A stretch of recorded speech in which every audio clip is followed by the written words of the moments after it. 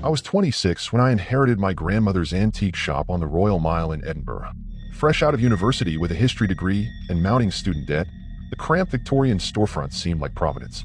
Gran left me everything: the building, the inventory, and what she called her collection of curiosities. The shop specialized in dolls. Porcelain faces lined every shelf, their glass eyes catching the amber glow from the old gas-style lamps.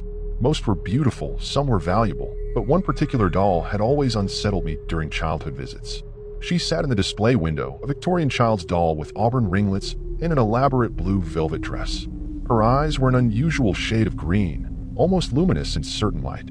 Gran had called her Moira. "She's been with the shop longer than I have," she'd say, which never made sense.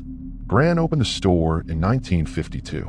The first month running the business was surprisingly smooth. Tourists loved the authentic atmosphere, and collectors frequently stopped by seeking specific pieces. I began to understand Gran's passion for these delicate remnants of childhood. Then I started noticing the movements. It began subtly. I'd arrange Moira facing the street in the morning, but by evening, she'd be turned slightly inward, as if watching the shop's interior. I assumed customers had tampered with her, though she was behind a locked glass display case. The second incident was harder to explain. I arrived one Tuesday morning to find Moira sitting in the center of the shop floor, surrounded by other dolls arranged in a perfect circle. All of them faced her like an audience. The display case remained locked. No signs of forced entry. I called the police, suspecting a break-in, but Constable McLeod found no evidence of disturbance. "Probably just settled during the night," he said, though his eyes lingered uneasily on Moira's serene expression. That evening, I installed a small security camera focused on the display window. The footage from that first night changed everything I thought I understood about reality. At 2:47 a.m., Moira's head turned, not abruptly, but with a slow, deliberate movement of someone waking from a deep sleep. Her green eyes seemed to scan the darkened shop with unmistakable intelligence. Then, impossibly, she stood. The doll moved with fluid grace, stepping down from her display stand and walking across the shop floor. She paused at various shelves, touching other dolls with small porcelain fingers. Wherever she touched, the other dolls shifted, turning slightly to face her. For 17 minutes, I watched a Victorian doll conduct what appeared to be a silent gathering of her kind. At exactly 3:04 a.m., she returned to her place in the display window, resuming her original pose with mechanical precision. I replayed the footage dozens of times.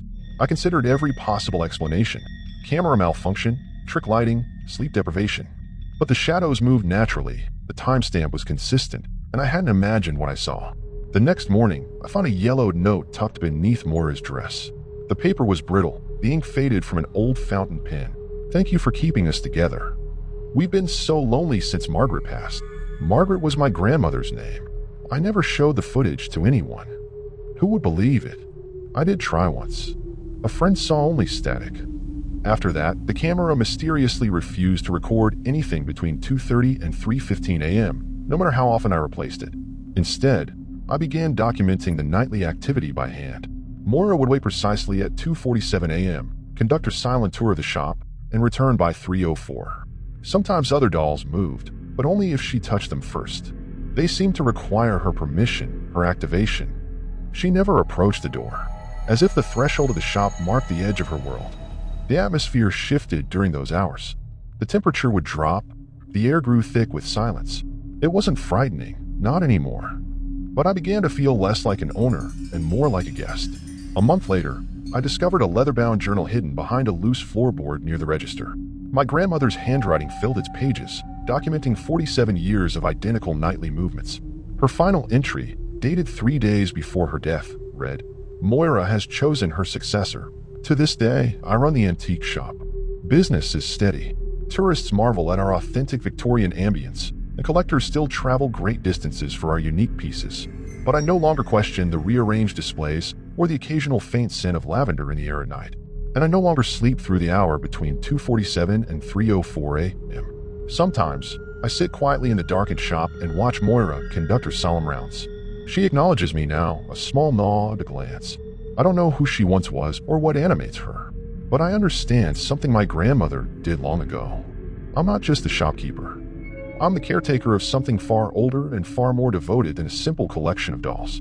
And every night, when Edinburgh's ancient streets fall silent, I remember that some inheritances carry responsibilities that extend far beyond the living.